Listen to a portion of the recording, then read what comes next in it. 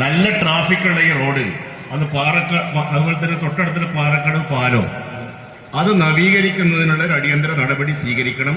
അതോടൊപ്പം തന്നെ ഈ റോഡ് കടന്നു ചെല്ലുന്ന യൂണിവേഴ്സിറ്റി സ്ഥിതി ചെയ്യുന്ന കോഹിനൂർ, അവിടെ ഏകദേശം PWDക്ക് 4 ഏക്കർ 75 സെന്റ് സ്ഥലം PWDതായിട്ട് അവിടെ ഉണ്ട്.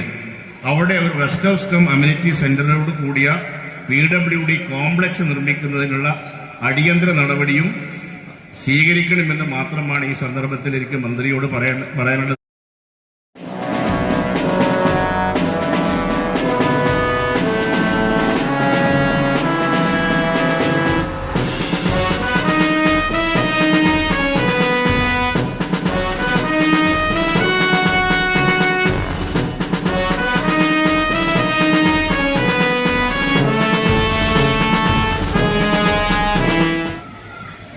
GMUP സ്കൂളിന്റെ പുതിയ കെട്ടിടത്തിന്റെ ഉദ്ഘാടനം വളരെ സന്തോഷത്തോടുകൂടി നിർവഹിച്ചതായി അറിയിച്ചു.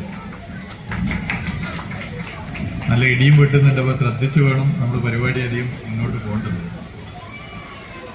കിഫ്ബി ഫണ്ടിൽ നിന്നും 4 കോടിയോളം രൂപ ചെലവഴിച്ചാണ് ഈ മനോഹരമായ കെട്ടിടം പ്രവൃത്തി പൂർത്തീകരിച്ചിട്ടുള്ളത്. 18 ക്ലാസ് മുറികളുള്ള ആധുനിക സൗകര്യങ്ങളോടുള്ള ഒരു കെട്ടിടം ഇവിടെ സജ്ജമായിരിക്കുകയാണ്. സ്കൂളിന്റെ വളർച്ചയിൽ ഈ കെട്ടിടം പ്രധാനപ്പെട്ട പങ്ക് വഹിക്കുമെന്ന് ഞാൻ ഉറച്ചു വിശ്വസിക്കുന്നു.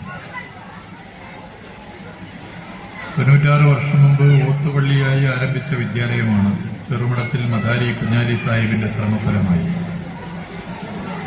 വലിയ നിലയിൽ വളർന്നിരിക്കുകയാണ്. 1967 സർക്കാർ വിദ്യാലയമായി മാറി എന്നാണ് ഞാൻ മനസ്സിലാക്കുന്നത്. പിന്നീട് 500ഓളം കുട്ടികൾ പഠിക്കുന്ന UP സ്കൂളായി വളരുകയും ചെയ്തു. ഇത്രയും ചരിത്ര പ്രാധാന്യമുള്ള ഒരു സ്കൂളിനാണ് മികച്ച സൗകര്യങ്ങളുള്ള ഒരു കെട്ടിടം കൂടി ലഭിക്കുന്നത് എന്നുള്ളത് ഏറെ ആഹ്ലാദകരമായ കാര്യമാണ്. ഈ സ്കൂൾ കെട്ടിടങ്ങളുടെ പരിപാടികൾ പോകുമ്പോൾ വലിയ സന്തോഷമാണ് തോന്നുന്നത്. നമ്മുടെ കുട്ടിക്കാലം ഓർമ്മ വരും. 2 കുട്ടികളെ കാണുമ്പോൾ തന്നെ നമുക്ക് വളരെ പോസിറ്റീവാണ്. ഇവിടെ സംസ്ഥാനത്ത് സർക്കാർ വിദ്യാഭ്യാസ മേഖലയെ ശക്തിപ്പെടുത്തുന്നതിന് വലിയ പ്രാധാന്യത്തോടു കൂടിയാണ് നീങ്ങിക്കൊണ്ടിരിക്കുന്നത്. 5000 കോടി രൂപ വിദ്യാഭ്യാസ മേഖലയിൽ മാത്രം ഈ സർക്കാർ നിക്ഷേപിച്ചു. കിഫ്ബി ഫണ്ടിങ്ങോടുകൂടി സർക്കാർ സ്കൂളുകളുടെ ക്ലാസ് മുറികൾ ഹൈടെക് ക്ലാസ് മുറികളായി മാറി. എല്ലാ സ്കൂളുകളിലും ഡിജിറ്റൽ പഠന സൗകര്യമുള്ള ഏക സംസ്ഥാനമായി മാറിയത് നമ്മുടെ കേരളമാണെന്ന് നമ്മളെല്ലാവരും യോജിച്ചു നിന്നുകൊണ്ടാണ് ഈ മാറ്റത്തിൽ നിലകൊള്ളുന്നത്. അതിനിയും നമുക്ക് തുടരാം. കക്ഷി രാഷ്ട്രീയ ഭേദമന്യേ വികസന പ്രവർത്തനങ്ങളിൽ നമുക്ക് എല്ലാവർക്കും ഒരുമിക്കാം. ഇവിടെ ബഹുമാനപ്പെട്ട MLA ചില കാര്യങ്ങൾ ചൂണ്ടിക്കാട്ടിയിട്ടുണ്ട്. ഇവിടുത്തെ വിവിധ രാഷ്ട്രീയ പാർട്ടിയുടെ നേതൃത്വത്തിലുള്ളവരും പഞ്ചായത്തിന്റെ പ്രസിഡന്റും വൈസ് പ്രസിഡന്റും അംഗങ്ങളും ഒക്കെ തന്നെ ചില കാര്യങ്ങൾ ചൂണ്ടിക്കാട്ടിയിട്ടുണ്ട്. ക്രിയാത്മകമായ നിർദ്ദേശങ്ങൾക്ക് പരിപൂർണ പിന്തുണ നൽകി പൊതുമരാമത്ത് ടൂറിസം വകുപ്പ് കൂടെ ഉണ്ടാകും എന്നുള്ളത് പ്രത്യേകം ഇവിടെ പറയാൻ ഞാൻ ആഗ്രഹിക്കുന്നു.